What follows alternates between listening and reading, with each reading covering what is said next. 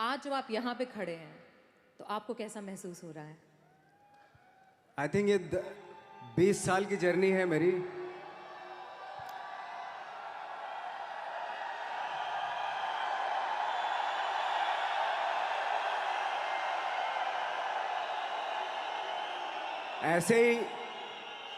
ऐसे जब 20 साल पहले मैं खड़ा हुआ था ऐसे किसी ऑफिस में जाके, तो मुझसे पूछा गया था कि क्या है। किसी डायरेक्टर के असिस्टेंट ने पूछा था क्या है। मैंने कहा एक्टर हैं। बोले दिखने से तो लगते नहीं हो एक्टर हो। तो क्या होता था कि इंडस्ट्री में हमेशा ये चलन था कि एक्टर हीरो जो होता है वो 6 फुट का होता है और गोरा होता है और लंबा चौड़ा बल्ले छल्ले होते हैं। मतलब हम तो बस ऐसे ही चले गए थे, ऐसा ऐसा ऐसा समझता था वो। और शिप्रा, मैं आपको यकीन दिलाना चाहता हूँ इस चीज़ का कि मेरे खुद के रिश्तेदारों ने भी, जब मैंने उनसे इच्छा जाहिर की कि मैं एक्टर बनना चाहता हूँ, तो उन्होंने भी मुझे डीमोरलाइज किया कि पहले शक्ल तो देख ले अपनी। क्योंकि 5 फुट का छोटा पतला दुबला सा आदमी, काला कलूटा, मुझे खुद को पता नहीं था कि इंडस्ट्री में मेरा क्या हाल होगा। बट एक जिद थी और हजारों लाखों, मतलब सालों साल से इंडस्ट्री में सिर्फ यही चलन था कि एक्टर तो, हीरो तो जो है ऐसा होता है। लेकिन सब ऑड सिचुएशंस के बावजूद भी गए। लेकिन एक चीज़ मेरे दिमाग में थी कि जो सब कर रहे हैं वो नहीं करना है, तो अलग क्या करूं, अलग क्या होना चाहिए। उसके लिए ट्रेनिंग की ज़रूरत थी, जो मैंने नेशनल स्कूल ऑफ ड्रामा में आके ट्रेनिंग ली। 3 साल मैंने एक्टिंग की पढ़ाई की वहाँ पे, और अपनी एक क्राफ्ट के बारे में समझा कि एक्चुअली इस पर्सनैलिटी में अगर मैं लोगों को इम्प्रेस करना चाहता हूँ, उसके लिए एजुकेशन की बहुत ज़रूरत है। या जो भी आप काम कर रहे हो उसमें क्राफ्ट, उसका एक्सपर्ट होना बहुत ज़रूरी होता है। ऐसे ही हवा में नहीं कि जैसे पहले होता था, अरे यार तो बहुत खूबसूरत दिखता है, फिल्मों में जाके काम करना शुरू कर दे। ऐसा नहीं। किसी चीज़ को बारीकी से जानना, उसके लिए ट्रेनिंग की, एक्सपर्ट्स की, एक्सपीरियंस की ज़रूरत होती है। तो मैंने ट्रेनिंग ली नेशनल स्कूल ऑफ ड्रामा से, और 2000 में मैं पहुंच गया मुंबई। मुंबई पहुंचने के बाद जब हम किसी ऑफिस में जाते थे, आई थिंक उससे पहले चलन नहीं था बिल्कुल भी। हम लोग गए, जैसे मैंने बताया कि ऑफिस में खड़े हो के, भाई हम एक्टर हैं, काम दोगे क्या? तो बोले पहले हुलिया तो देख अपना तू। तो ये हर बार सुनने के लिए मिलता था, और वो बात भी सही थी, क्योंकि उससे पहले कभी कोई आपने देखा नहीं होगा कोई इतना बड़ा, कोई इतनी सी पर्सनैलिटी का 5 फुट 6 इंच का आदमी, पतला दुबला सा मरियल सा, कि कभी ये इस तरह के लोग एक्टर भी बन सकते हैं, हीरो भी बन सकते हैं, स्टार भी बन सकते हैं। ऐसा चलन था ही नहीं। मैं कॉन्फिडेंट था बिकॉज ऑफ माई ट्रेनिंग। मैंने ट्रेनिंग ली थी और अपनी क्राफ्ट के बारे में बहुत अच्छे से जानता था मैं, और उस चीज़ का सिर्फ कॉन्फिडेंस था मुझे कि आज नहीं तो कल, कल नहीं तो परसों, या 10 साल या 20 साल या 30 साल के बाद नंबर ज़रूर आएगा मेरा। मैंने कभी भी अपने को टारगेट नहीं दिया मैंने कि अगर 2 साल ट्राई करके देखता हूँ, उसमें अगर हो गया तो ठीक है, वरना कोई दूसरा फील्ड अपना लूँगा। ऐसा कभी नहीं। जिस चीज़ का पैशन होता है, जज्बा होता है, अगर आप दिल से चाह लो ना, तो पूरी दुनिया झुक जाती है उसके ऊपर। उसको पूरा करने के लिए पूरी कायनात एक हो जाती है कि इस आदमी की जिद के लिए, इस आदमी की जिद के आगे झुकना पड़ेगा, और पूरी दुनिया झुकती है आपकी जिद के आगे। लेकिन आपको जिद्दी होना पड़ता है, आपको बहुत सारे सेक्रीफाइस भी करने पड़ते हैं, क्योंकि ये आपने चाहा है। परीक्षा देनी पड़ती है आपको, जितना बड़ा इम्तहान होगा उतनी बड़ी परीक्षा भी देनी पड़ेगी। आसान काम नहीं है। छोटे छोटे टारगेट बनाएंगे तो छोटों में निपटारा हो जाएगा। हमेशा अपने आप को टारगेट बढ़ा दो। तो उसके लिए हमेशा अपने आप को अनकंफर्ट जोन में डालो, कि जो इम्पॉसिबल है उसको पॉसिबल करने की शिद्दत, पैशन आपके अंदर होना चाहिए, वो हो जाता है। आज जो दुनिया में इतने सारे एक्सपेरिमेंट हुए हैं, ये सिर्फ इसी बिना पे हुए हैं। पागलपन के जरिए ही हुए हैं ये सारे एक्सपेरिमेंट। एक मैंने कहीं सुना था कि जब आप एक्सपेरिमेंट करते हैं तो फेलियर भी होते हैं, कई बार फेलियर होते हैं। कोई एक एक्सपेरिमेंट करने के लिए, कोई एक चीज़ करने के लिए बहुत बार हमने भी झेला है, बहुत बार फेलियर हुए हम लोग। लेकिन एटलीस्ट हमें इतने सारे फेलियर होने से इतने तरीके पता चले कि इन तरीकों से सक्सेस नहीं मिल सकती।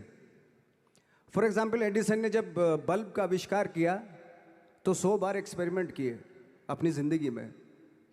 100 बार एक्सपेरिमेंट करने के बाद जब उसको पता चला कि अरे फॉर्मूला तो ये था बल्ब बनाने का, तो एटलीस्ट उसको ये, उसके साथ साथ उसको ये भी पता चला कि 100 जो तरीके हैं, 100 तरीकों से बल्ब नहीं बनता, ये भी पता चला उन फेलियर्स में उसको।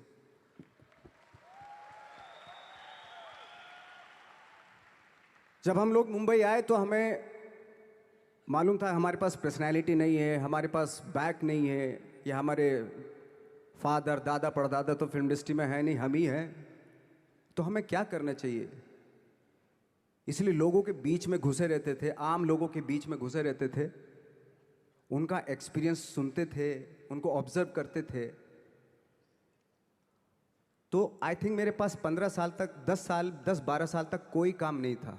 जैसे आपने बताया कि बहुत ही 10-10 सेकंड के रोल करके घर में आके बैठ जाता, पूरे साल खाली बैठे रहते थे हम लोग।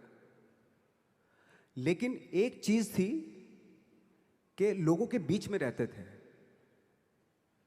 लोगों के बीच में रहने से ये एहसास हुआ हमें कि तरह तरह के लोग हैं, लेकिन हमारी इंडस्ट्री में सिर्फ एक ही तरह की एक्टिंग होती है।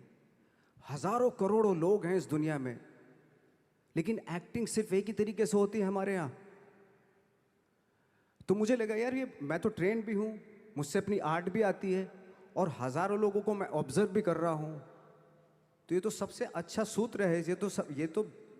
ये इससे तो मैं बहुत कुछ कर जाऊँगा। तो जब ये सूत्र पता चला मुझे कि अब मैं ये जो हजारों लोगों को मैंने ऑब्जर्व किया है, अब जब भी मुझे कोई रोल मिलेगा उन्हीं में से वो एक इंसान होगा। उसी में वो ठाकरे, बाला साहब ठाकरे होंगे, उसी में मंटो होगा, उसी में गणेश गायतोंडे होगा, उसी में फैजल खान होगा, उसी में माजूमदार साहब होंगे। तो इस तरह के, ये कब हुआ? जब हमने लोगों को ऑब्जर्व करना शुरू किया, लोगों के बीच में रहे।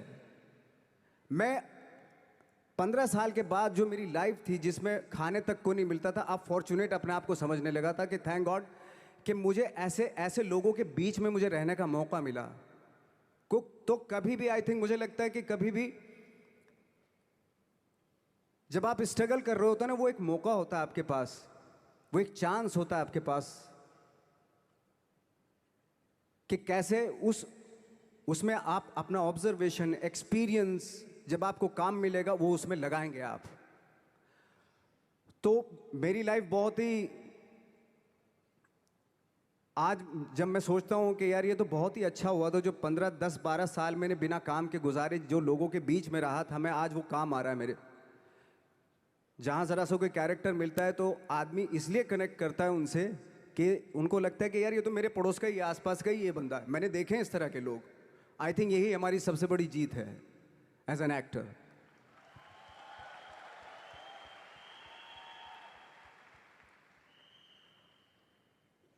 ऑफ कोर्स स्ट्रगल में बहुत सारी चीज़ें सेक्रीफाइस करनी पड़ती हैं, क्योंकि खुजली आपको हुई है, आप ही को मिटानी पड़ेगी। यू नो, आप जो आप हैं वो आपने बनना चाहा था, और अगर डिसअपॉइंटमेंट आ रहे हैं तो आप तो कंप्लेन भी नहीं कर सकते, क्योंकि आप ही ने चाहा था ये बनना।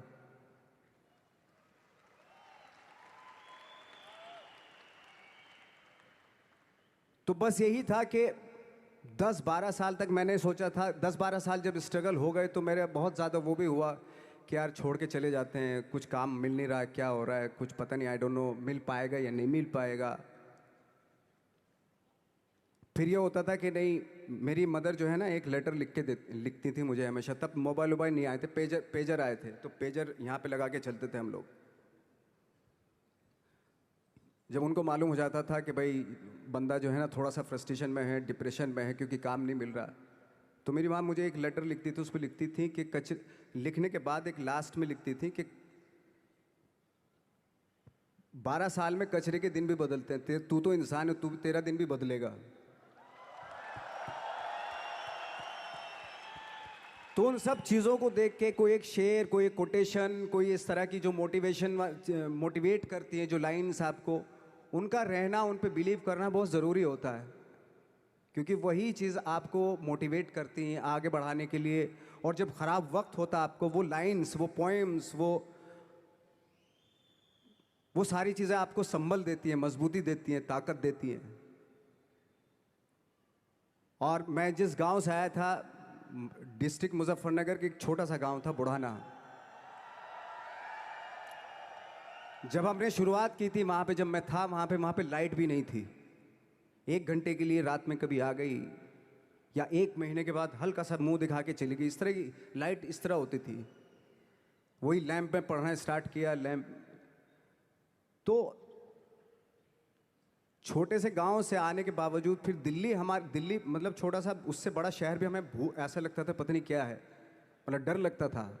मैं जब मुंबई में आया था तो मैं 15 दिन तो घर से बाहर ही नहीं निकला था, क्योंकि इतनी स्पीड देख रहा था मैं कि इतनी स्पीड में तो हम चल ही नहीं पाएंगे, इस शहर के साथ शायद हम कनेक्ट नहीं कर पाएंगे बिल्कुल भी। तो इस तरह के डर थे। लेकिन ऐसी जगह पे आ गए थे कि अब जाना भी मुश्किल था, तो मतलब वापस नहीं जा सकते थे। वापस इसलिए नहीं जा सकते थे कि बहुत सारे डर थे। वापस अगर चले गए तो थिएटर के जो मेरे दोस्त थे वो बोलते, क्यों भाई वापस आ गए तुम भी,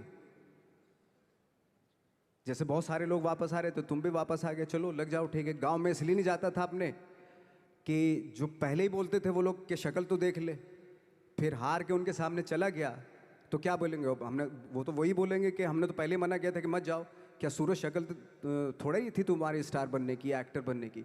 तो ये बहुत सारे डर थे जिसकी वजह से मैं अपने ना तो गांव जाता था, ना जहाँ से ट्रेनिंग ली थी दिल्ली से, ना वहाँ जाता था। मैंने जो भी है मरना जीना मुंबई में ही होगा। रही बात सक्सेस की, सक्सेस अगर 30 साल बाद भी मिलेगी उसके लिए भी मतलब तैयार रहना चाहिए। सक्सेस की कोई डेट नहीं होती, कोई तारीख नहीं होती, कोई टारगेट नहीं होता कि इतने ही दिनों में मिल जाएगी। इंसान का काम होता है, आई थिंक मुझे लगता है कि मेरे हिसाब से मुझे लगता है कि लाइफ ना हमेशा अपने आप को लाइफ में पुश करते रहो, और पैशन के साथ जिस भी आप काम में हो, जो भी आप काम कर रहे हैं उसमें पैशन के साथ लगे रहना बहुत ज़रूरी होता है। क्योंकि पैशन से क्या होता है, जिस भी आप फील्ड में होते हैं उसकी डिटेलिंग्स मिलनी शुरू होती है। जैसे जब आप समंदर में देखते हैं, समंदर की जब गोता मारते हैं, नीचे जाते हैं, तो आपको एक धीरे धीरे बहुत कुछ दिखाई देना शुरू। ऐसी आपका भी फील्ड है, कोई भी हर फील्ड ऐसा ही होता है, उसमें असीम संभावनाएं होती हैं, इतनी पॉसिबिलिटीज होती हैं कि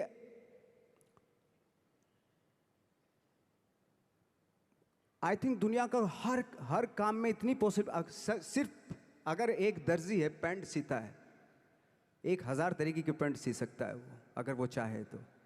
अगर उसने नहीं चाहा तो वो जो ट्रेंड चला रहा है वही सीता जाएगा।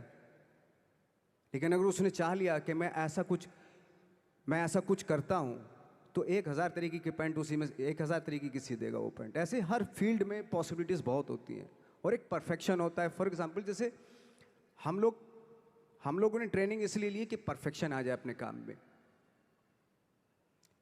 जैसे एक मैंने एग्जाम्पल सुना था कि ये छोटी छोटी चीज़ें जो मैं बता रहा हूँ, ये चूँकि मैंने बचपन में सुनी थी, उन पे उन्हीं को अपनी लाइफ बना के आगे बढ़ा तो आज यहाँ पे हूँ। इसलिए वो छोटी छोटी चीज़ें बहुत काम आती हैं, उनको सुनना बहुत ज़रूरी होता है इंसान के लिए।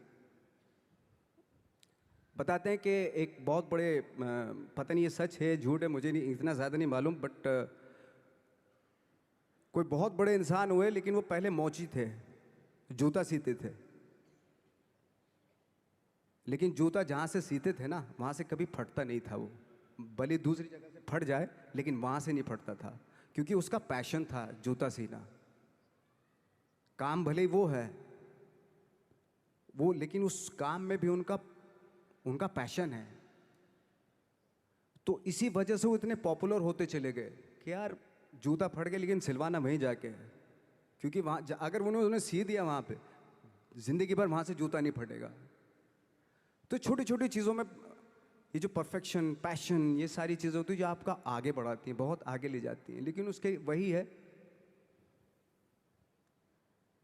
कुछ चीज़ों का होना वाकई बहुत ज़रूरी होता है। फिर एक्सपीरियंस आपका, आपकी नॉलेज। जैसे मेरा मानना है कि मैं कभी, मैं आई एम सॉरी टू से, बट मेरा खुद का मानना है कि मैं लक पे बिलीव नहीं करता हूँ। मेरे सामने आज तक मेरे सामने लकीली कोई चीज़ नहीं हुई कि मैं लकीली यहाँ तक पहुँच गया। आज जो आप प्रोमो देख रहे थे, जो क्लिपिंग्स देख रहे थे मेरी, मैं लकीली नहीं पहुँचा हूँ यहाँ पे। मैंने उसके लिए मेहनत की है, मैंने उसके लिए नॉलेज इकट्ठी की है, मैंने उसके लिए ट्रेनिंग ली है। अगर लक पे डिपेंड करता ना मैं, तो अपने एक रूम में रहता, देखते हैं यार लक जब होगा तो हो जाएगा, ऐसे थोड़े ना होता है। बाला साहब ठाकरे का जब मैंने रोल किया तो वो लकीली नहीं हो गया। उसके लिए 1 महीना में पहले हारमोनियम पे बैठा मैं कि बाला साहब कहाँ से बोलते हैं, उनका सुर क्या है, उनका टेक्सचर क्या है, उनकी वॉइस का, उनकी वॉक कैसे है, वो चलते कैसे हैं, उनका वेट किस चीज़ पर ज़्यादा डिपेंड करता है। हर आदमी का जो वेट होता है, किसी का थाइस पे होता है, किसी का फुट पे होता है, किसी का बट पे होता है वेट, किसी का कमर पे होता है। हर आदमी का एक वेट शिफ्ट करने का एक अलग तरीका होता है। तो हम लोग इतनी डिटेल में जाते थे कि बाड़ा साहब किन चीज़ों पे वेट कर रख के चलते हैं, ऐसे चलते हैं, कोई या तो ऐसे चलते हैं या ऐसे चलते हैं, ये इस तरह की बहुत सारी डिटेल होती हैं। जब आप जाते हैं तो बहुत सारी चीज़ें पता चलते हैं। मेरे सामने इतने चैलेंज थे जब मैं बाड़ा साहब का रोल कर रहा था, तो वो मिमिक्री भी नहीं होनी चाहिए, कॉपी भी ना हो। जैसे अमूमन अक्सर होता है जब हमारे यहाँ बायोग्राफी की जाती है तो हम कॉपी कर देते हैं उसकी। कॉपी करना मतलब अगर हम किसी की कॉपी कर रहे हैं या मिमिक्री कर रहे हैं तो वो वीकनेस समझी जाती है कि आप वीक एक्टर हो। और ये बात मुझे बहुत पहले समझ में आ गई थी जब मैं ट्रेनिंग ले रहा था। मैं ट्रेनिंग के फ़ायदे बता रहा हूँ आपको। जब मैं ट्रेनिंग ले रहा था ये हमें तभी समझ में आ गया था। और प्रिपरेशन के वक्त, बाला साहब की प्रिपरेशन के टाइम पे, कि मैंने कि इसकी मिमिक्री नहीं होनी, बाला साहब की मिमिक्री नहीं होनी चाहिए, ना कॉपी होनी चाहिए, और लगना भी चाहिए कि बाला साहब ठाकरे हैं।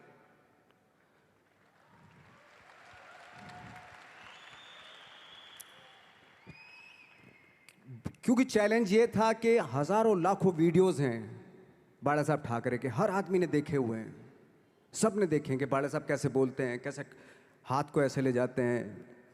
एक बार ये हुआ था कि मैं जब इसकी शूटिंग कर रहा था,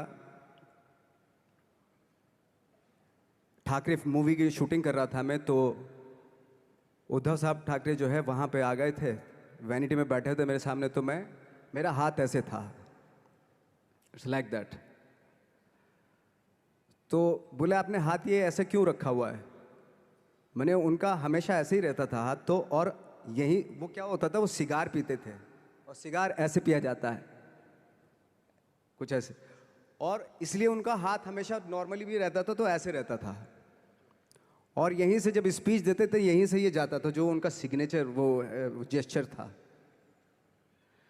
तो वो शॉक्ड हो गए कि इतनी डिटेलिंग आपने ली है। तो जब फिल्म देखी उन्होंने, तो फिल्म देखने के बाद उनको रियलाइज़ हुआ कि वाकई बहुत स्टडी की है नवाज ने उनके बाड़ा साहब के ऊपर। तो मुझे खुशी हुई थी कि थैंक गॉड कि ये सारा किस लिए हो रहा है, पैशन की वजह से हो रहा है। एक पैशन है, उसके बाद आपका एक्सपीरियंस है, आपकी नॉलेज है, आपकी ट्रेनिंग है,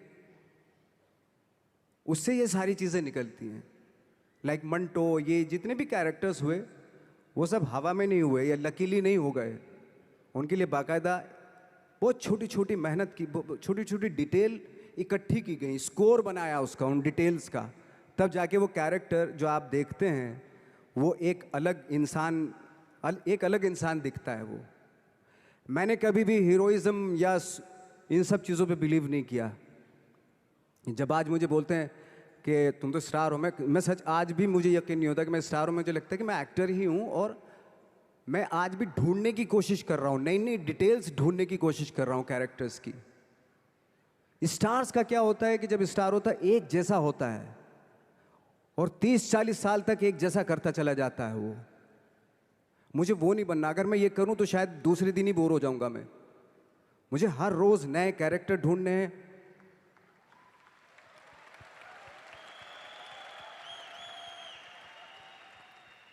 लोगों के बीच में रहना है, क्योंकि लोगों ये बीच में रहने से बहुत सारी चीजें मिलती हैं।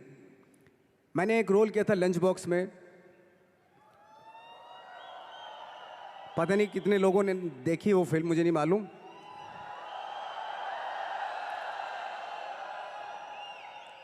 उसका कोइंसिडेंट ऐसा हुआ कि मेरा जो दोस्त था, जो मेरे रूम पार्टनर स्ट्रगल के टाइम पे मेरे साथ रहता था, तो मैंने सेम उसी की डिटेल मार दी उसमें फिल्म में। जब पिक्चर रिलीज हुई तो उसने देखी, उसको लगा अरे ये तो मैं हूं। अब वो भी एक्टर था। उसके बाद जब वो फिल्म इंडस्ट्री में किसी के पास काम मांगने जाता था, तो लोग उसको बोलते थे यार ये ऐसा मत कर, ये नवाज ने कर दिया, कुछ दूसरा कर। तो बोलता हम तो ओरिजिनल में ही ऐसे हैं, उन्होंने हमारा कॉपी किया है। कहने का मतलब ये है कि लोगों के क्या होता है, स्टार्स हमेशा शीशों के घरों में रहना शुरू कर देते हैं। उनको बांद्रा में, उनको मतलब किसी ऐसी जगह पे रहते हुए ये नहीं मालूम कि दूसरी जगह क्या है। अगर आप चाहते हैं रोज हर फिल्म में एक नई पर्सनैलिटी क्रिएट करें, तो लोगों के बीच में रहना पड़ेगा आपको। भले थोड़ी परेशानियां होती हैं, बट रहना पड़ेगा उनके बीच में। मेरा तो ऐसा मानना है।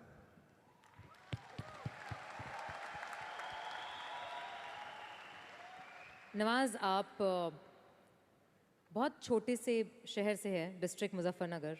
यहाँ पे बहुत सारे लोग ऐसे बैठे हैं जो बहुत सारी सिटीज़ से हैं actually, major cities like Delhi, Bangalore, Hyderabad, Pune, Chennai, Nepal. और इन सब चीज़ों के बीच में बड़े शहरों की बहुत सारी फैसिलिटीज़ हैं, बहुत सारे आराम हैं।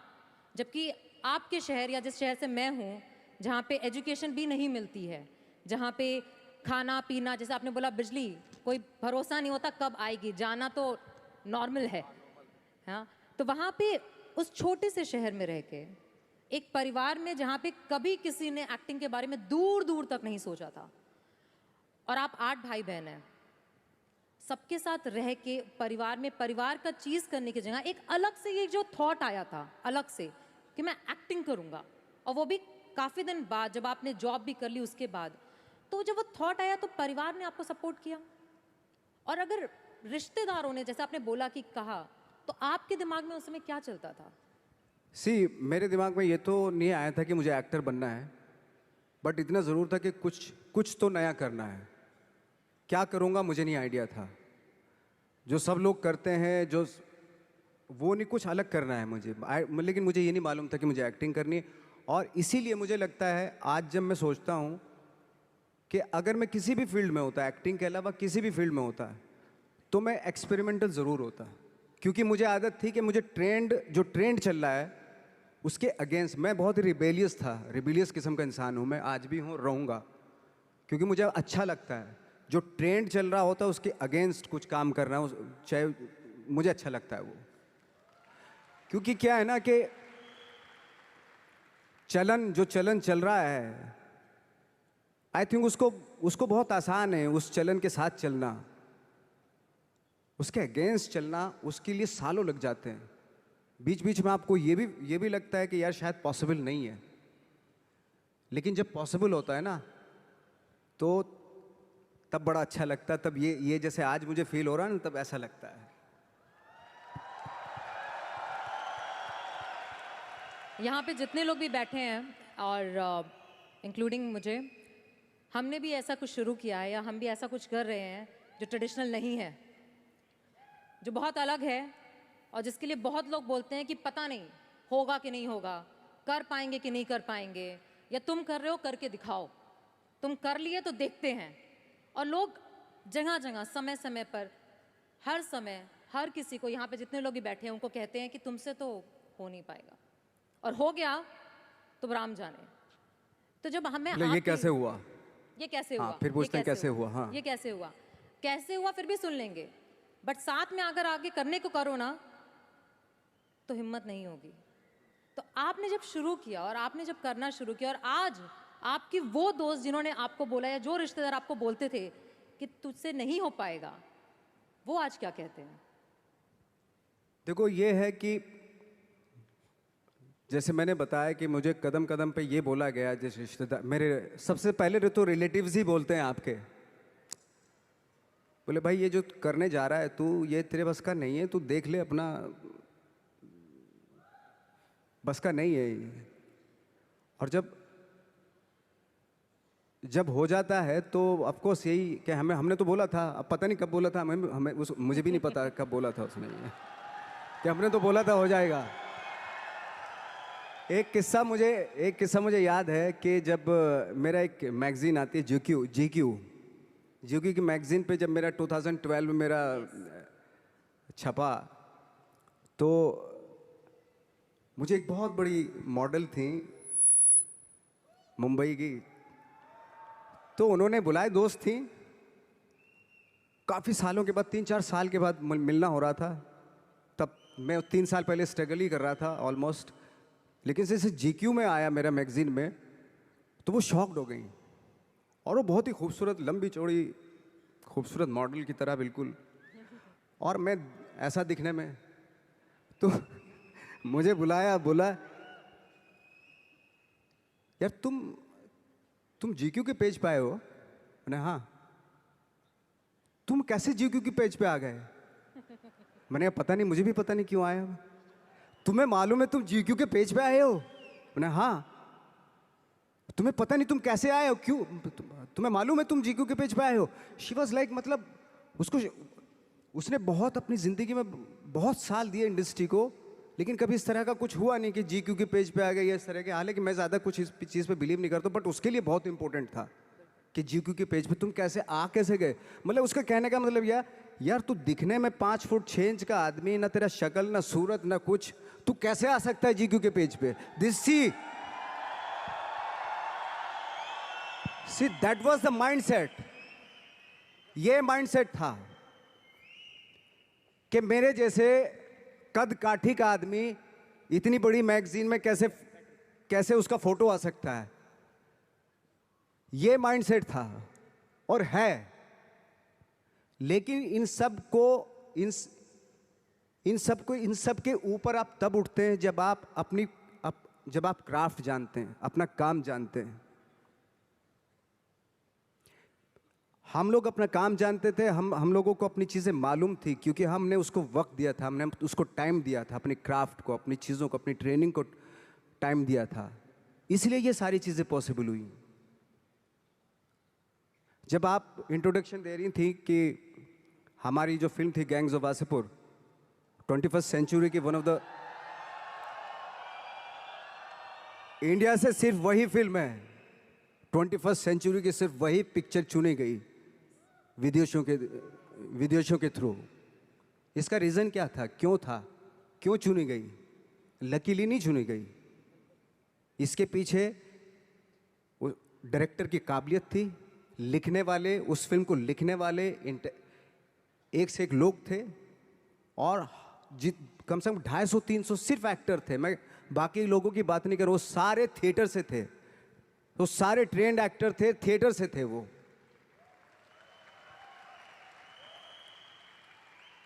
आज जब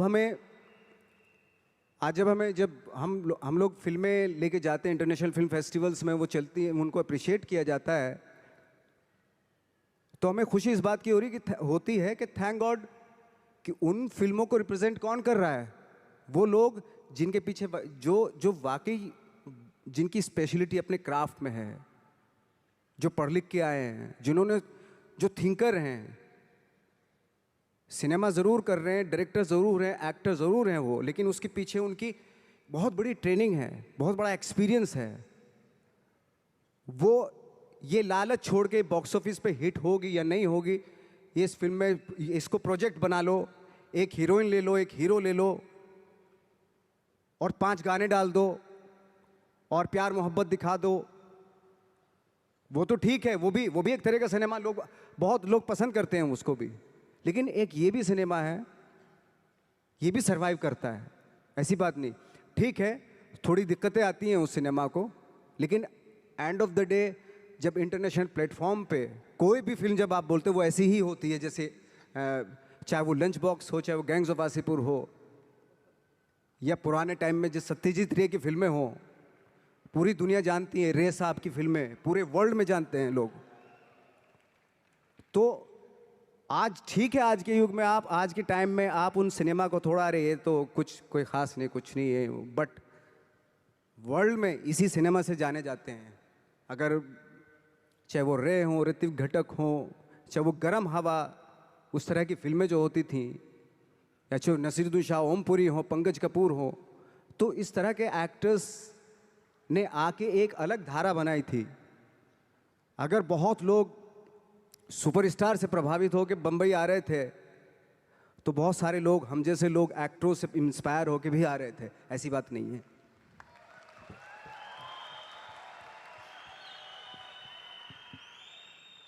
नवाज, यहाँ पे जितने भी लोग बैठे हैं, जैसे आपने बोला कि ट्रेनिंग बहुत ज़रूरी है, और आप काफ़ी बार इस बात को मेंशन करते हैं कि ट्रेनिंग, समझना, अपने क्राफ्टमैनशिप को समझ के करना बहुत ज़रूरी है। हमारे अंदर भी एक कल्चर है जिसमें हम कहते हैं कि साथ में बैठना, रहना, जैसे आपने बोला साथ में रहना बहुत ज़रूरी है, तो हम हमेशा कहते हैं एसोसिएशन में रहना ज़रूरी है। अच्छी तालीम पाने की तरह हम कहते हैं कि अपने बिजनेस को समझना, उसके अच्छे और उसकी बुराइयों को जानना बहुत ज़रूरी है। और शायद आज ये मैजिक ट्रेनिंग में आपको इसलिए बुलाया है बिकॉज इनको भी यही ट्रेनिंग दी जा रही है कि विश्वास करो अपने सपने पे, लगे रहो, दिक्कतें आएंगी, बट समझो और समझ के जब करोगे तो एंड में सक्सेस ज़रूर मिलेगी। इस पूरी जर्नी में आपके, जब आपको कभी भी ऐसा फील नहीं हुआ कि बहुत हो गया, सफलता नहीं मिल रही है, लोग आगे पीछे, शायद कोई आगे बढ़ रहा था, जैसे आपने बताया कि आप पहले ऐसे माहौल में रहते थे जहाँ पे लोगों को एक्टिंग के लिए मिल जाते थे और आपको नहीं मिल रहा था, तो कभी छोड़ने का दिल नहीं किया आपको कि छोड़ देता हूँ, कुछ और कर लेता हूँ? और लोगों ने बोला होगा ज़रूर, छोड़ दो, कुछ और कर लो, क्योंकि यहाँ पे बैठे हुए बहुत सारे लोगों को ये बोला जाता है कि बहुत आसान है छोड़ना, छोड़ दो, नौकरी तो है, करते रहो, बिजनेस क्यों करना है? इसके लिए आप क्या कहना चाहेंगे? आई थिंक सबसे आसान काम है, जैसे आपने बताया, नौकरी करना तो सबसे आसान काम है, लेकिन खुद से क्रिएट करना कोई चीज़, वो वाकई बहुत डिफिकल्ट है।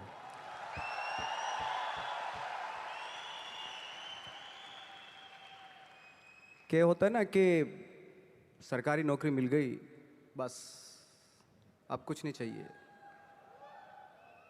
पूरी ज़िंदगी गुजार देते हैं, क्योंकि मिलता रहेगा, वो सो हटाएंगे तो नहीं, आपको मिलता रहेगा, सरकारी पैसा आता रहेगा आपके पास। लेकिन खुद से जब करते हैं ना, तो उसको करते हुए बहुत दिक्कतें आए, डेफिनेटली बहुत दिक्कतें आएंगी, क्योंकि खुद का कुछ क्रिएट कर रहे हैं आप, और क्रिएशन में हमेशा प्रॉब्लम आती है, वो आसानी से नहीं हो जाता, कोई भी क्रिएट चीज़ आसानी से नहीं हो जाती।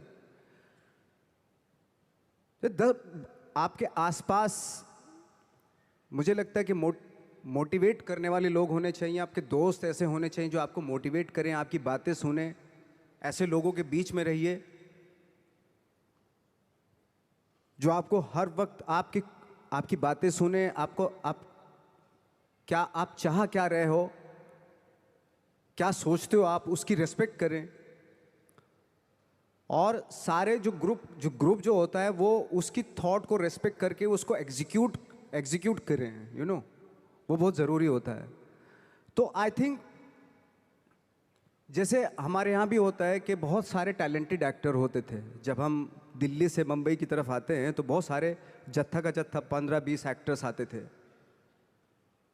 तो बीच बीच में गायब होने लगते थे वो, पता नहीं कहाँ, कोई कहीं चला गया, कोई कहीं चला गया, किसी ने छोड़ दिया, किसी ने दुकान कर ली, है ना, किसी ने कुछ कर लिया, ऐसे चले जाते थे। मैंने कहा वो एक्टर कहाँ गया, वो तो चला गया, क्यों? ये काम नहीं मिल रहा था यार। अच्छा वो तो यही है मुंबई, वो क्या कर रहा है? बोले कुछ नहीं कर रहा है, ऐसे ही। तो पता है ऐसा क्यों होता था? कुछ एक्टर थे जिनका सर्किल बहुत करेक्ट होता था, और कुछ एक्टर थे जिनका सर्किल जो है ना बहुत ही गंदा सर्किल था, डिप्रेस करने वाला, है ना, ऑलरेडी फ्रस्ट्रेटेड थे वो लोग, इस तरह का सर्किल था। तो हमेशा ना मुझे लगता है कि अवेयर रहना चाहिए कि मैं किन लोगों के बीच में रहता हूँ, वो बहुत ज़रूरी है। क्योंकि क्या होता है कि अगर आप डिप्रेस फ्रस्ट्रेटेड लोगों के बीच में रहोगे ना, तो आप भले एनर्जेटिक हो, टैलेंटेड हो, लेकिन 5-7 साल रहने के बाद आप भी वैसे ही हो जाएंगे, क्योंकि वो एनर्जी आपकी सक कर रहे हैं, आपको दे नहीं रहे कुछ भी, एनर्जी आपकी ले रहे हैं वो। तो बहुत सारे एक्टरों से जब मैं मिलता था, वो बिल्कुल ही गिव अप कर दिया था उन्होंने। फनी यार ऐसे क्यों दिखाई दे रहे हो ऐसे, और उनके थॉट भी बदल जाते हैं, पता है, वो सारी कंप्रोमाइज़ वाले, अरे यार जो भी है ठीक है, थोड़ा मोड़ा छोटा पोटा दिलवा दो जो भी बनेगा, यार तू तो बहुत टैलेंटेड था, तू इस बात पे आगे कि छोटा मोटा कुछ भी वो दिलवा दो, यानी कि कंप्रोमाइज़ कर लिया ना उसने लाइफ से अपनी। तो आई थिंक वो बहुत ज़रूरी होता है कि आप किन लोगों के बीच में रहते हो, क्योंकि एनर्जी जो होती है ना वो एक्सचेंज होती है, एनर्जी टकराती है एक दूसरे से। 2 पॉजिटिव लोगों को यहाँ पे खड़ा कर दो, आपको पता चल जाएगी, वो एनर्जी मालूम हो जाएगी। या 10 लोगों में 3 नेगेटिव एनर्जी खड़ा कर दो यहाँ पे, तो वो 3 जो नेगेटिव एनर्जी वाले होते हैं ना, वो 7 लोगों की एनर्जी ऐसे खींच लेते हैं। ये है, फैक्ट है ये बात। एनर्जी तो सर्वाइव करती है ना, ट्रेवल करती है एनर्जी। तो हमेशा मुझे लगता है कि ऐसे लोगों के बीच में रहो जो पॉजिटिव हो, जिनके थॉट बहुत अच्छे हों, जो नया कुछ करने की सोच में हमेशा रहते हो, जो कुछ क्रिएट करने की धुन में रहते हो। तो इस तरह के लोगों के बीच में रह के अगर रहते हैं आप, तो 3-4 साल भी आप 3-4 साल बाद भी आप भी वैसे ही हो जाते हैं। हमारे यहाँ भी एक कहावत है और एक आपस में कि एसोसिएशन में रहो, अपलाइन की सुनो, मतलब जो भी आपके साथ बिजनेस में काम कर रहा है, जो एक्टिव है और जो वर्किंग है, उसकी सुनते रहो, क्योंकि वो ही आपका भला चाहता है और वही आपको आगे बढ़ाना चाहता है, और वो आपको हमेशा मोटिवेट करेगा। एंड आई एम श्योर कि यहाँ आने के बाद भी आपको मैजिक की पॉजिटिविटी महसूस हुई होगी। बिल्कुल, ऑफ कोर्स महसूस हुई मुझे तो इसी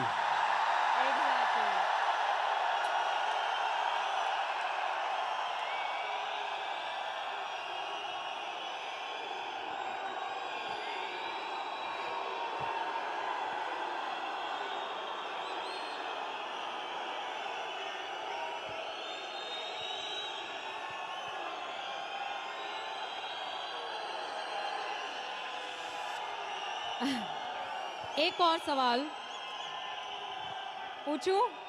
पूछूं और सवाल।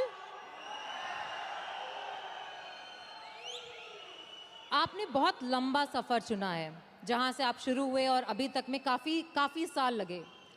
अब जब सफलता आपके पास आ रही है और आपके पास बहुत आ रही है, तो कभी ऐसा दिमाग में नहीं आता कि रिटायर हो जाऊं, कब तक करूंगा, करते रहना है? क्योंकि यहाँ पे बैठे हुए बहुत सारे लोगों के दिमाग में यह आता है कि मेहनत करना शुरू किया, एक थॉट होता है कि एक सक्सेस मिल जाए, जैसे आपको भी लगता होगा शुरू में कि एक पिक्चर मिल जाए, एक शॉट हो जाए, 10 हो जाए या 50 हो जाए, उसके बाद मैं रिटायर हो जाऊंगा, मैंने कमा लिया। बट हर इंडस्ट्री में हम लोग एक रखते हैं कि यहाँ पे रिटायर होना है। आपके हिसाब से इंडस्ट्री छोड़ के, बट आपके हिसाब से आपको क्या लगता है नवाज कि आप कब रिटायर होना चाहेंगे? देखिए, रिटायर की तो बात की बात है, खैर रिटायर एक्टर तो रिटायर नहीं होता है ना, जो स्टार होते हैं वो रिटायर हो जाते हैं, वो तब तक होता है उनका जब तक ये होता है, उनका करियर तब तक होता है।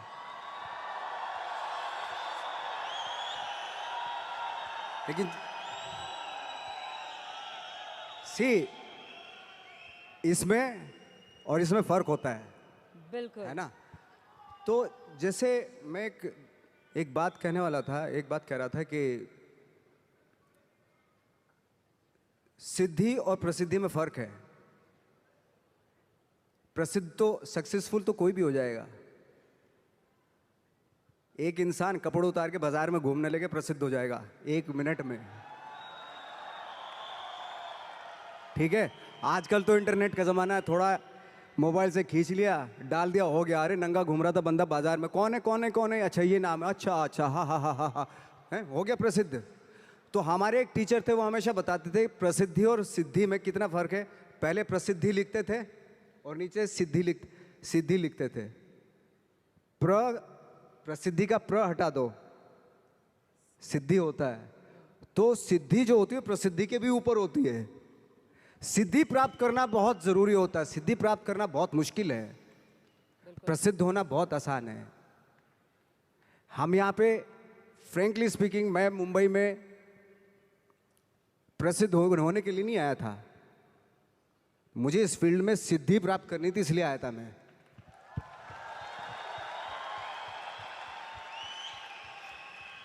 प्रसिद्धि आज आपके पास है, कल को उनके पास होगी तो इसको भूल जाएंगे, परसों उसके पास होगी, दोनों को भूल जाएंगे। लेकिन जिसके पास सिद्धि होगी ना, उसको आप कभी नहीं भूल सकते।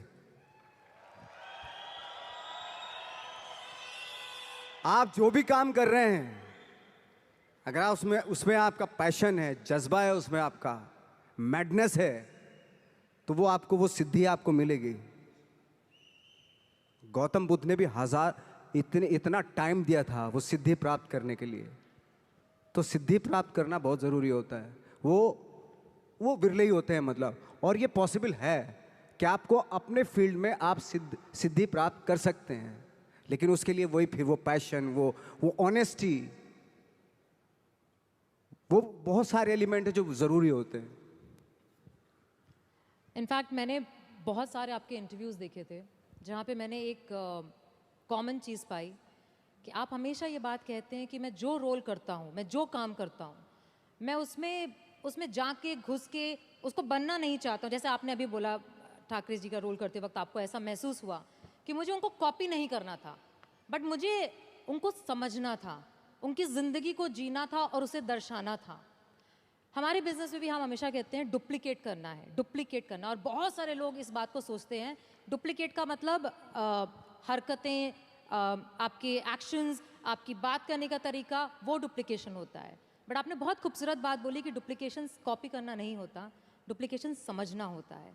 तो आप मतलब आपके हिसाब से आपका सबसे बड़ा इंस्पिरेशन, जिसको आप देख करके हमेशा कहते हैं कि इससे मुझे इंस्पिरेशन मिलती है, जब आपने शुरू किया था, वो कौन था? मैं सच बताऊं, मैंने बहुत सारे इंटरव्यूज़ में ये भी बोला है कि इंस्पायर होने के लिए ज़रूरी नहीं कि बहुत बड़े बड़े लोगों को देखें आप। इंस्पायर तो आप अपने गांव में जो एक गणित का टीचर होता है ना, उससे भी इंस्पायर हो सकते हैं आप। मैं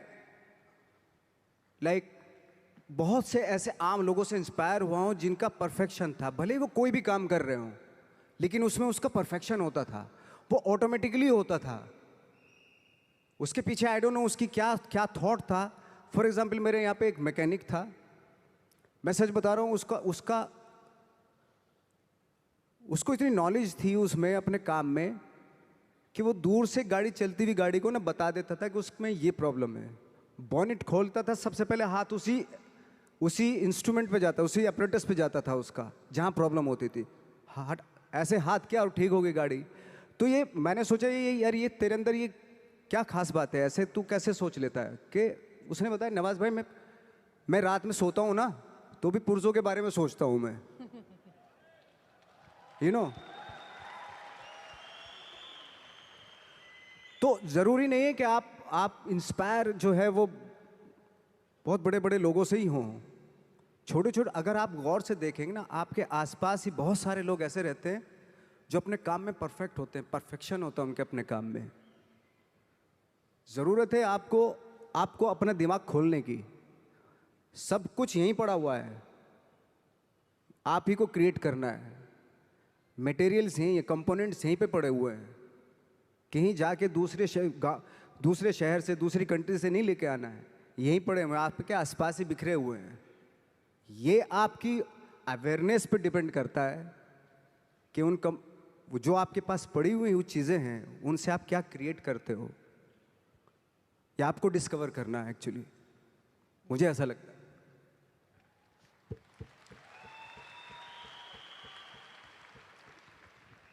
हमारे इस साल के मैजिक का थीम है ड्रीम, चेंज, इंस्पायर। और हम सब लोग बैठ के बात कर रहे थे और हमको ये लग रहा था कि अगर ये थीम सूट करता है ना, तो वो बहुत कुछ आप पे सूट करता है, बिकॉज आपने एक सपना देखा, आपने बदलाव लाने और दिखाने की चाहत रखी, और आज आप इस स्टेज पे नहीं, दुनिया के बहुत बड़े स्टेजों पे खड़े होके हर एक एक्टर को इंस्पायर कर रहे हैं। और आज यहाँ पे जितने लोग हैं वो इसलिए हैं क्योंकि वो भी आपसे वो इंस्पिरेशन देख करके, समझ करके, इस बात से जब वापस जाएंगे तो सिर्फ ये जानना चाहते हैं कि नवाजुद्दीन सिद्दीकी, जिन्होंने सारे चैलेंजेस देखे और सफलता इतनी पाई है, जो बहुत, जैसे कहते हैं ना, आप कह रहे थे कि मैं 5 फुट 6 इंच गोरा नहीं, बट बहुत सारे गोरे और बहुत सारे 6 फुट लोगों ने कभी सोचा भी नहीं होगा जो इन्होंने पाया है। एंड तो ऐसे बहुत सारे यहाँ पे बैठे हैं जिन्हें अपने ऊपर डाउट है, जिन्हें ऐसा लगता है कि मैं कर पाऊंगा क्या, जिन्हें ऐसा लगता है कि शायद मुझ में अब उस बात की एबिलिटी नहीं है, या मुझ में कुछ है नहीं, मैं कम हूँ। और हम जब स्टेज पे आते हैं तो हमें देख करके लोगों को ऐसा लगता है, आपको देख के आज लोगों को ऐसा लगता है कि इसने तो कर लिया, मैं नहीं कर पाऊंगा। तो ऐसे लोगों को आप क्या कहना चाहेंगे? सी, उसने वो कर लिया जो उसको करना था, है ना। आपको वो करना है जो आपको करना है। अगर आप ये सोचेंगे कि उसने जो उसको करना था उसने कर लिया, अब मैं क्या करूं, तो फिर तो आप कुछ नहीं कर पाएंगे, क्योंकि आप तो फॉलो उसी को कर रहे हो। बिल्कुल। आपको खुद की अपनी आवाज़ सुननी पड़ेगी एक्चुअली। मैं क्या करना चाहता हूँ, इस मामले में बहुत ही इंडिविजुअल होना पड़ेगा, बहुत ही प्राइवेट होना पड़ेगा आपको, कि मैं क्या करना चाहता हूँ, मेरे क्या थॉट हैं, मेरे क्या ड्रीम्स हैं। पहले तो सपने देखने पड़ेंगे आपको, और सपने में भी कंजूसी नहीं करनी चाहिए।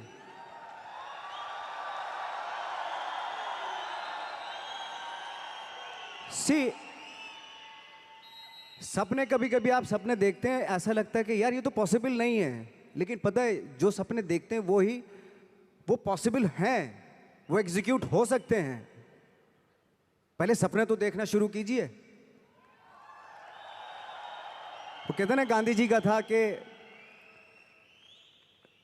का था ना, एक कोटेशन था कि वो सपने वो होते हैं जो आपको सोने नहीं देते, दिन में भी हैं, वो उस तरह का था ना कि एपीजे अब्दुल कलाम ने कहा था कि dreams are not those which you see when you sleep, but dreams are those which does not allow you to sleep. Exactly.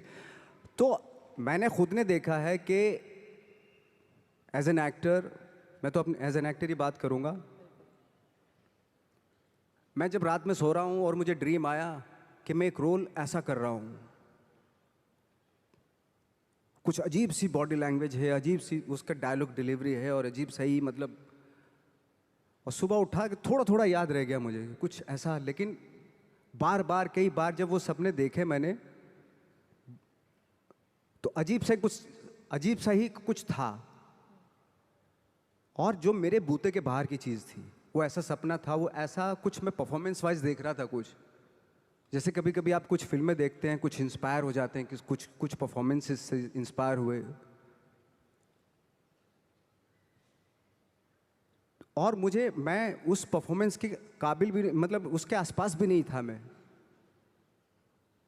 तो मैंने सोचा यार ये इम्पॉसिबल, ये तो मैं कर ही नहीं सकता।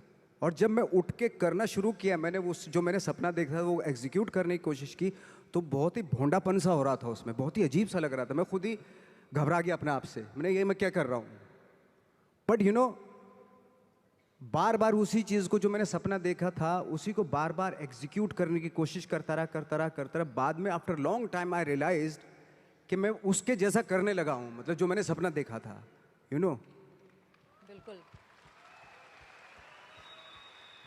कभी कभी आपने देखा होगा, ये भी एक सपना ही था, यार मैं उड़ जाता हूँ चलो आज, है ना। सपना, ये फैंटेसी थी। कभी सोचा होगा कि किसी ने, कोई सोच भी नहीं सकता था, वो भी एक सपना ही था ना। आज लोग चले जाते हैं ना, एक दूसरी कंट्री से उड़ के चले जाते हैं, ये भी सपना ही था, किसी का सपना ही रहा। ये सारे सपने थे एक्चुअली, जो आज एग्जीक्यूट हो रहे हैं, कुछ सालों के बाद एग्जीक्यूट हो रहे हैं, हजारों सालों के बाद एग्जीक्यूट होते होते चले गए। तो सपना देखना ज़रूरी है, और एब्सर्ड सा सपना देखना और भी ज़रूरी होता है। सपना कैसा भी देखना ज़रूरी होता है। क्यों? क्योंकि उसमें पॉसिबिलिटी होती है। जितना एब्सर्ड सा, अजीब सा सपना देखेंगे, आई थिंक उस पर जब आप फोकस करेंगे ना, तो आई थिंक वो बहुत ही खूबसूरत चीज़, बहुत खूबसूरत चीज़ होती है वो। साधारण सपना देख लिया तो ठीक है, सो के वो तो कोई भी देख लेता है साधारण सपना। मैं कहता हूँ असाधारण सपना देखना चाहिए, क्योंकि सपना, असाधारण सपना वो तभी आएगा जब आप असाधारण सोच के होंगे।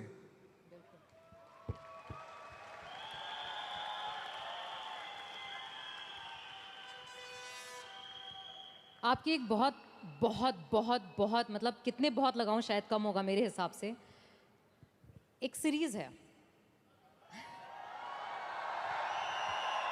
मैंने बोला ना, एक्चुअली नाम भी बोलने की जरूरत नहीं है, सेक्रेड गेम्स। नेटफ्लिक्स पे इस समय सबसे ज्यादा वॉच सीरीज में से है।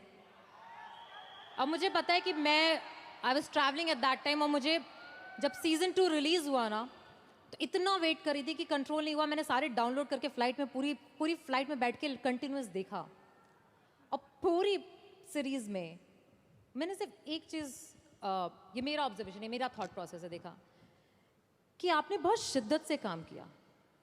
चाहे उस कैरेक्टर में इतने ट्विस्ट थे, इतने ट्विस्ट, आपने हर चीज़ को जब किया।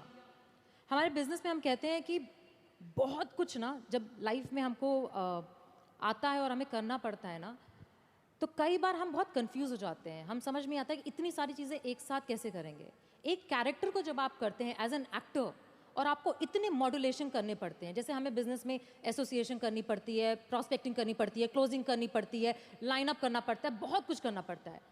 तो आपको कभी थकावट नहीं फील होती? आपको नहीं लगता कि यार मतलब मैं नवाज कहाँ चला गया, मैं एक्टर हो गया? थकावट उस काम से होती है जिसका शौक आपको नहीं होता। मुझे 365 दिन मैं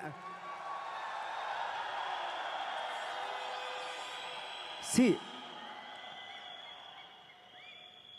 मेरे साथ मेरा अनूप आया, वो जानता है मैं साल में ट्रैवलिंग को छोड़ के, अगर ट्रैवलिंग नहीं कर रहा तो मैं 300 दिन शूटिंग करता हूँ।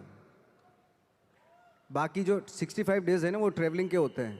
अगर ट्रैवलिंग के भी ना हो ना, मैं 365 डेज जो है ना शूटिंग ही करता रहूँ।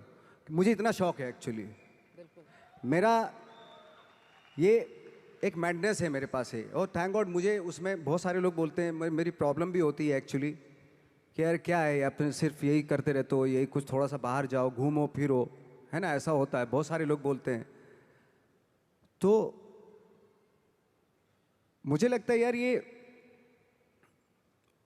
मैंने तो यही चाहा था ना, यही पैशन था ना मेरा, और यही मौका मिल रहा है मुझे, करने का मौका मिल रहा है, तो इससे मैं बोर कैसे हो सकता हूँ?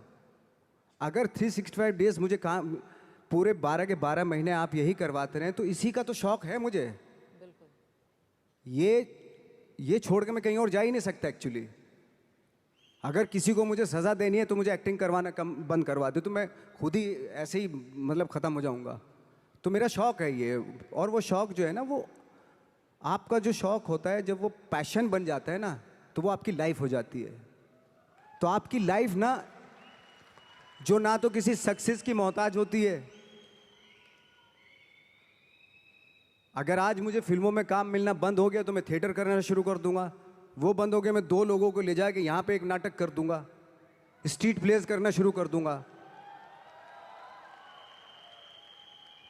क्योंकि वो मेरा पैशन है। मैं मोहताज नहीं हूं कैमरे का, है ना।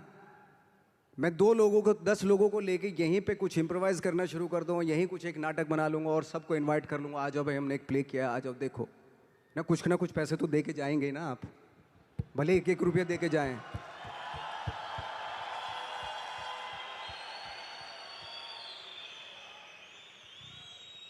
तो हम लोग जो है बहुत सारी चीज़ों के मोहताज नहीं है। अगर छोड़ भी देंगे ना तब भी हम अपना, कहते हैं ना कि वो एक होता है कि एक किसी को आप रेगिस्तान में भी छोड़ दो, वो बिजनेस, एक कौम होती है जो बिजनेस करती है, बिजनेसमैन, ओके, अगर उनको रेगिस्तान में भी छोड़ दो कि वहां पे भी बिजनेस कर लेंगे वो। बिल्कुल, मुझे लगता क्योंकि है उनकी रग रग में होता है वो, उनके ब्लड में होता है वो। जो भी आप काम करें वो काम आपके वाकई ब्लड में होना बहुत जरूरी है, उसके लिए मैडनेस होना बहुत जरूरी है। आई थिंक यहाँ बैठे 10,000 लोगों के दिल में भी कुछ मैडनेस है।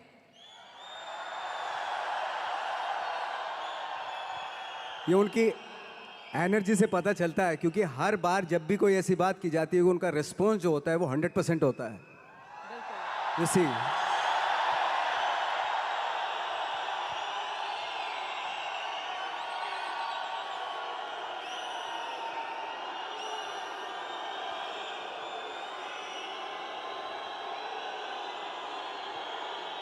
It's really wonderful energy, I am telling you, beautiful energy. ये एनर्जी बचा के रखनी है, काम के लिए हमेशा के लिए बचा के रखनी है एनर्जी। जब मैं तो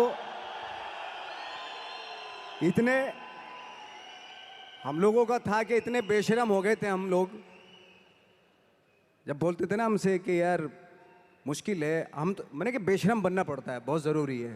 कहाँ जाएगी सक्सेस? सक्सेस के लिए ना बेशरम बनना पड़ता है। ऐसा बन जाओ कि सक्सेस भी शर्मा जाए।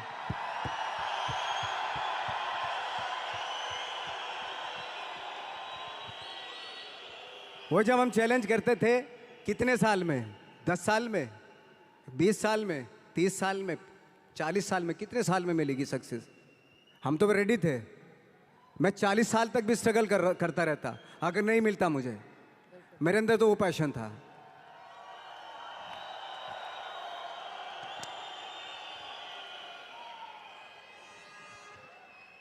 अगर मैं दिल से बोलूं तो नवाज, यहाँ पे बैठे जितने भी लोग हैं, और जैसे मैंने आपको बताया, हर इंसान के पीछे एक कहानी है कि वो कैसे यहाँ पे आकर के बैठा है। और पैसे, परिवार, हर तरीके की, लोगों के कहने की, बोलने की, हर तरह के चैलेंज जो सोच सकते हैं, मैं गुजरी हूँ, ये गुजर रहे हैं।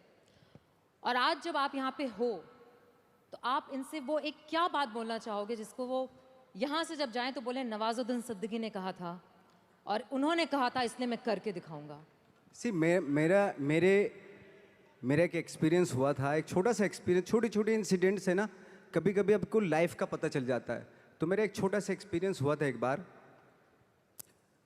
हम लोग जब 2000 में मुंबई आए थे तो बहुत सारे मेरे दोस्त यार भी आए थे, कुछ शादीशुदा थे, हमारे जैसे लोग अकेले, ऐसे कुछ हम लोग ऐसे ही आ गए थे, ट्रेनिंग सब लेके आए थे। तो मेरा एक दोस्त था, उसकी बेटी थी कोई 4-5 साल की।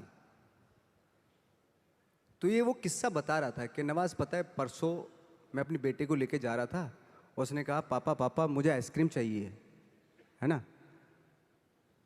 और मेरे पास पैसे नहीं थे। जो कहानी सुना रहे थे उन्होंने बोला, मेरे सीनियर ही थे वो थिएटर के, उन्होंने बोला मेरे पास पैसे ही नहीं थे। और मैंने सोचा यार मैं अपनी बेटी को, मतलब वो स्ट्रगल कर रहे थे फिल्मों के लिए, टीवी सीरियल्स उनको मिलते थे लेकिन वो कर नहीं रहे थे कि नहीं फिल्मों में ही करूँगा, फिल्मों में डायरेक्ट फिल्में स्टार्ट करूँगा। तो ऐसा था उनका, इस वजह से उनको काम नहीं मिल रहा था। तो उनकी बेटी ने जब बोला पापा पापा मुझे आइसक्रीम चाहिए, तो जब उन्होंने बोला कि बेटा मेरे पास पैसे ही नहीं है, तो नवाज उस दिन मैंने सोचा कि भाड़ में जाए टीवी सिनेमा या वो, मैं टीवी करूँगा लेकिन अपनी बेटी को जब भी बोलेगी आइसक्रीम खिलाऊंगा, हैं। But the thing is see, मैंने बोला दादा, मेरे सीनियर थे, बोले दादा अगर मेरी बेटी होती, वो भी 4-5 साल की है, मैं उसको आइसक्रीम ना लेके देता। और मैं जो ये, अगर मैंने सोच रखा था कि मैं टीवी नहीं करूंगा तो मैं टीवी ना करता, और अगर मेरी बेटी उस वक्त पे मुझसे आइसक्रीम आती तो मैं उसको आइसक्रीम ना खिलाता, थोड़ा बहला लेता मैं उसको, तो आइसक्रीम भूल जाती वो। और ये लेकिन मैं करता वही जो मेरा पैशन था। सी, बहुत बड़ी बात है। दुनिया में कोई भी माँ बाप ऐसा नहीं जो अपने बच्चों से प्यार ना करता हो, बिल्कुल। लेकिन आपका जो पैशन है, आप अपने पैशन से जब आप उसको अचीव करते हो ना, जब आपकी बेटी बड़ी होती है तब वो जो फक्र महसूस करती, गर्व महसूस करती है ना, उसकी बात कुछ हो रहा है। अभी वो 5 साल की, मैंने बोला अभी वो 5 साल की, मेरी बेटी अगर होती मैं उसको बहला देता, यू नो चार्ली चैपलिन का किस्सा आपने सुना होगा कि बहुत सारे भाई बहन थे वो,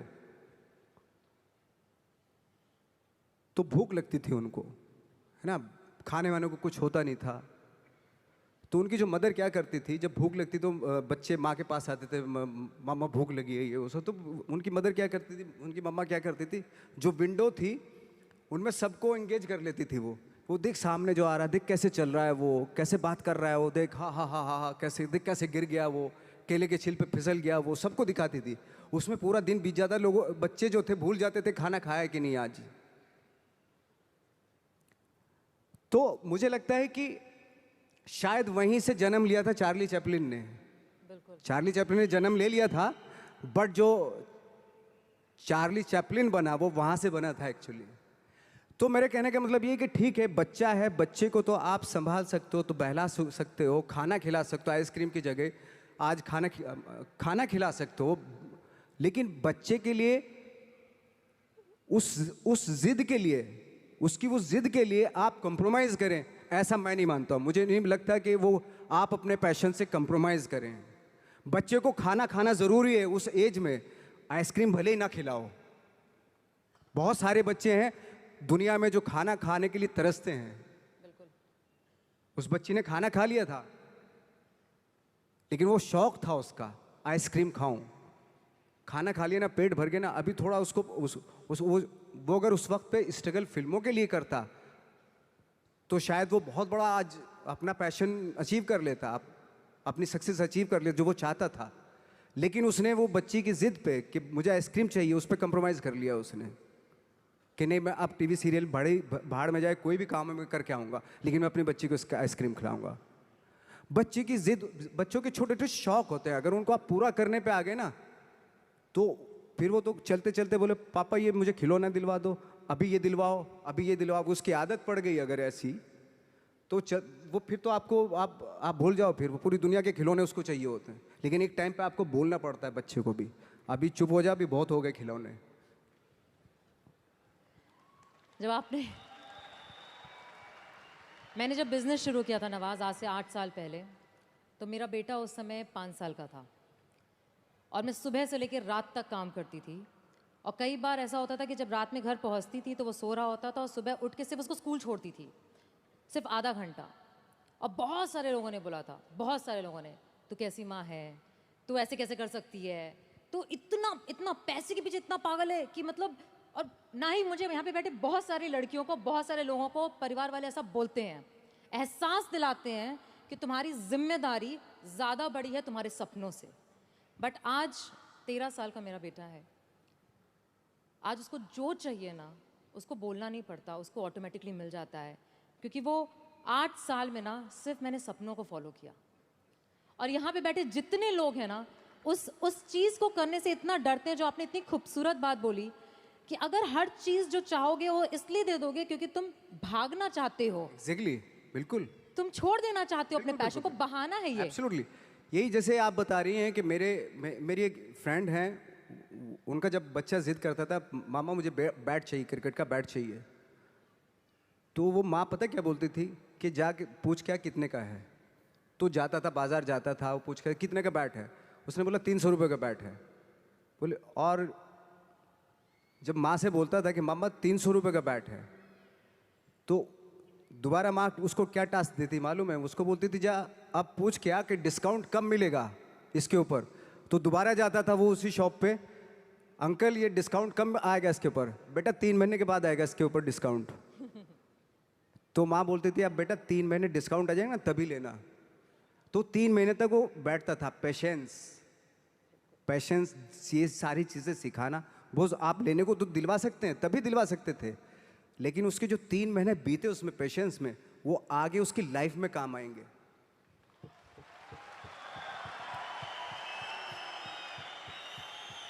वो कहते हैं ना कि सक्सेस जब मिल जाती है और बहुत पैसा आ जाता है आपके पास, तो अपने बच्चों के शौक पूरे करने लगते हैं आप। जब वो बड़े होते हैं ना बच्चे, उनको करने की क्या ज़रूरत है, हमारे तो शौक पूरे हो गए, हमारे बाप तो रखे गया, सब कुछ है, पूरा एम्पायर रख के गया हमारे लिए, हमें करने की क्या ज़रूरत है।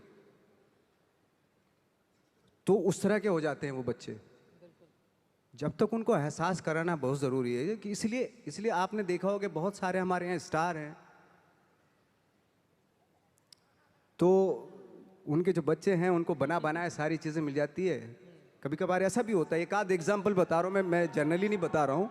आजकल तो खैर माँ बाप जो है बहुत समझदार हो गए हैं, वो अपने बच्चों को, चाहे वो स्टार हो चाहे आप हो हम हो, कि अपने बच्चों को कैसे पालना है, तो वो बहुत समझ से पालते हैं आज की डेट में।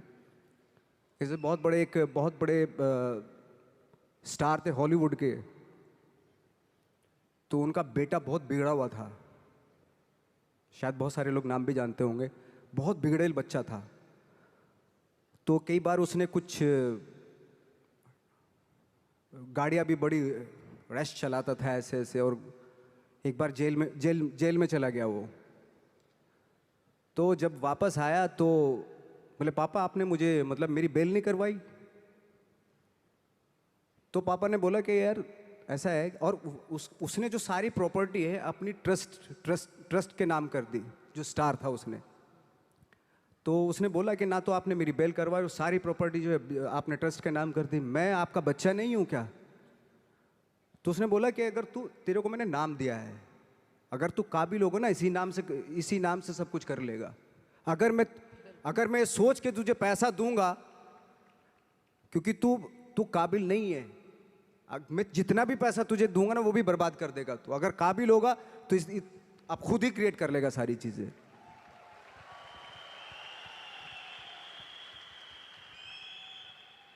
प्यार की भी कहते हैं ना कि इंतहा होती है, तो बहुत ज़रूरी रिस्पॉन्सिबिलिटी, जैसा भी आपने बोला, जिम्मेदारी बहुत ज़रूरी होती है। प्यार में अगर बच्चा बह गया, या प्यार में जब बह जाते हैं तो बह जाते हैं, फिर बह ही जाते हैं, ऐसा होता है। हमारे यहाँ जितने लोग यहाँ पे बैठे हैं ना नवाज, वो एक टर्म हम यूज़ करते हैं, अपलाइन डाउनलाइन। जो ऊपर वाला है वो अपलाइन है, जो नीचे वाला है वो डाउनलाइन है। और सारे डाउनलाइन माँ बाप की तरह समझते हैं अपलाइन को। और जितनी आपने बातें बोली वो सारी कुछ यहाँ पे उसी तरीके से ही लागू होती हैं कि लोगों को ऐसा लगता है कि आप तो सक्सेसफुल हो, तो हमको तो दे दो, कर दो, हेल्प कर दो, एक डीआर कर दो, कुछ नीचे डाल दो, जेनोलॉजी बढ़ा दो, मेरे प्लान्स कर दो। बट माँ बाप जो हम लोग हैं वो हर बार कहते हैं खुद करो, खुद सीखो, खुद समझो, खुद गिरो, खुद उठो। और जितने लोग यहाँ बैठे हैं वो बहुत बार गिर चुके हैं, और हर बार उनको ये भी पता है कि गिरते हैं तो माँ बाप हमेशा होते हैं उठाने के लिए, बट गिरना ज़रूरी है। गिरना ज़रूरी, बिल्कुल बिल्कुल गिरना ज़रूरी है। वो कहते हैं ना कि फील्ड में रहोगे तो छक्का लगता है।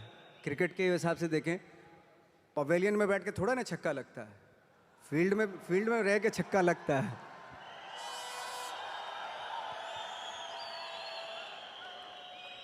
सो नवाज, एक आखिरी सवाल। आपको यहाँ आना आसान नहीं था, आपने बहुत बिजी स्केड्यूल से टाइम निकाला इसके लिए। सबसे पहले पूरे मैजिक सारे वीआईपीज़ की तरफ से आपको बहुत बहुत शुक्रिया। Thank you so much. Thank you so much. Thanks. But at the same time मुझे ये पता है, जो मुझे बताना बहुत ज़रूरी है, कि बहुत सारे लोगों को यहाँ पे अभी तक विश्वास नहीं हो रहा है कि आप यहाँ पे खड़े हैं। नहीं, मैं हूँ। बहुत सारे लोगों को इसलिए विश्वास नहीं हो रहा है क्योंकि मेरी समझ से एक चक्कर स्टेज का फिर से बनता है, एक चक्कर स्टेज का फिर से बनता है। बिल्कुल बिल्कुल, ऑफ कोर्स, बिल्कुल ऐसे ना। Please, I think everybody deserve to see you.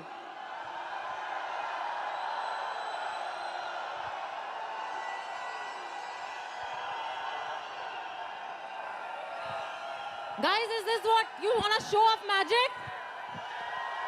This is Nawazuddin Siddiqui here in Magic. Do you want to give him just like that a love?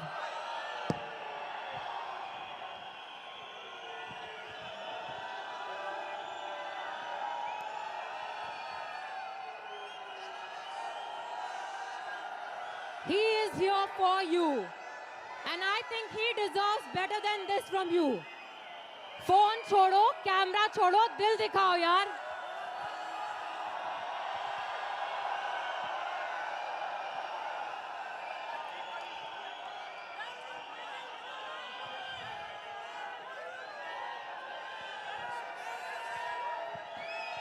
Nawaz,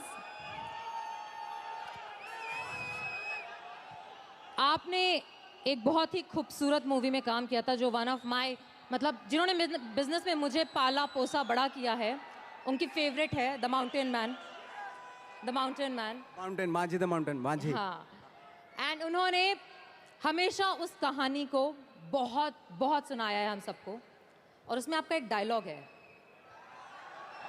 हाँ, उसमें डायलॉग मैं बता देता हूँ आपको, लेकिन यहाँ पे कुछ और लागू होता है। जैसे उसमें है, जब तक तोड़ेंगे नहीं तब तक छोड़ेंगे नहीं।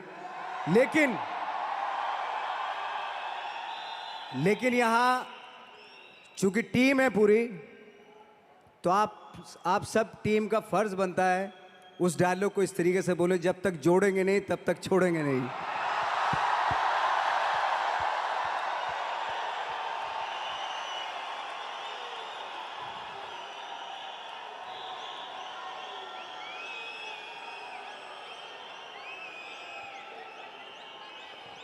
तोड़ने से पहाड़ टूटता है, फिल्म में ये था, लेकिन आपके जुड़ने से पहाड़ बनता है, ये सच है।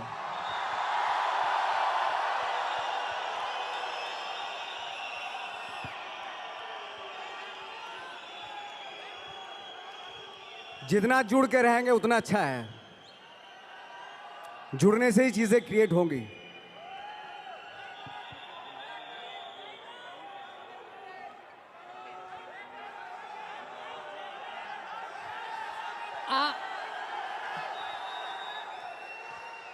मैजिक टीम की तरफ से हम कुछ दिखाना चाहते हैं आपको। Can we have?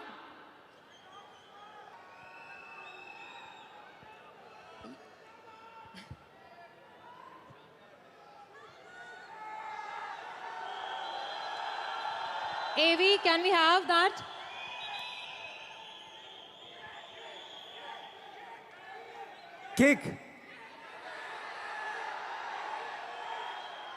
किक का एक डायलॉग सुना देता हूं, जब तक बिल्कुल बिल्कुल ये ठीक हो तो मैं। किक का एक डायलॉग था कि पैदा तो मैं भी शरीफ हुआ था, पर शराफत से अपने कभी नहीं बनी।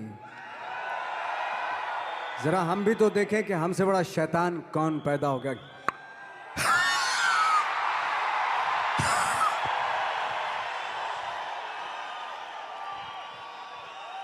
वो एक्चुअली टीम ये चाह रही थी, आपके बहुत सारी लाइनें ऐसी हैं जो हमारे बिजनेस में और हमको बहुत मोटिवेट करती हैं, और आपने बहुत खूबसूरती से एक बोला, और एक और है, भगवान भरोसे मत बैठिए। हाँ, एक बहुत अच्छा डायलॉग है वाकई। थैंक यू सो मच, आपने याद दिलाया। एक डायलॉग है, ये जो बातें मैंने जितनी भी की, मैंने शायद इसलिए की क्योंकि मेरा वो थॉट है, और उस थॉट का सार है जो माझी पिक्चर में था कि भगवान के भरोसे मत बैठिए, क्या पता भगवान हमरे भरोसे बैठा हो।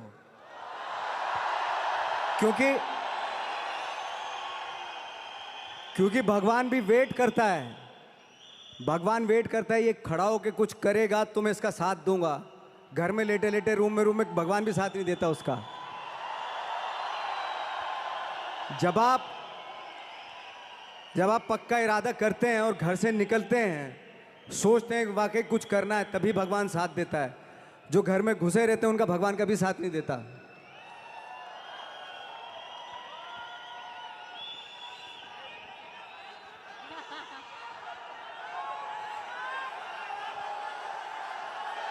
बोलना उधर जाके।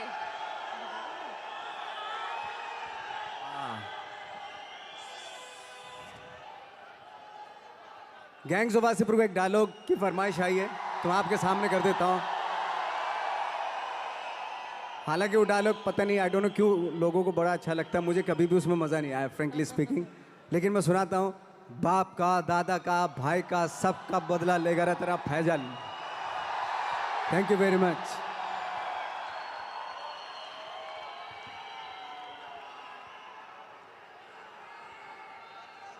आई थिंक लोग कुर्सी छोड़ के सब नीचे आ चुके हैं, बिकॉज सब आपको बहुत करीब से देखना चाहते हैं।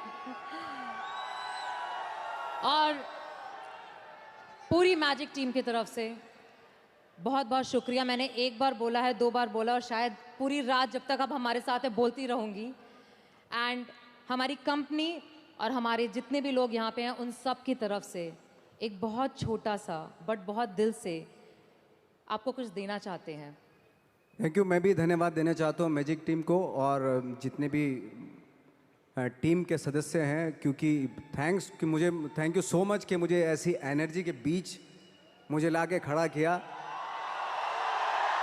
ट्रस्ट मी,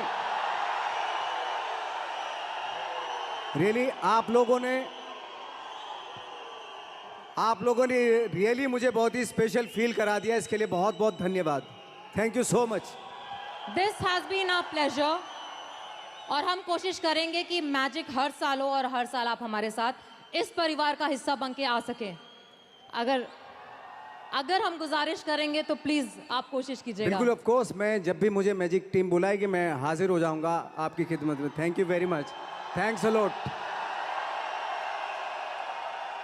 ऐसे ही ये एनर्जी बनी रहे, ऐसे शाइन करते रहें आप, और उसी एनर्जी के साथ आगे जो सपने देखे हैं वो पूरा होते रहें आपके।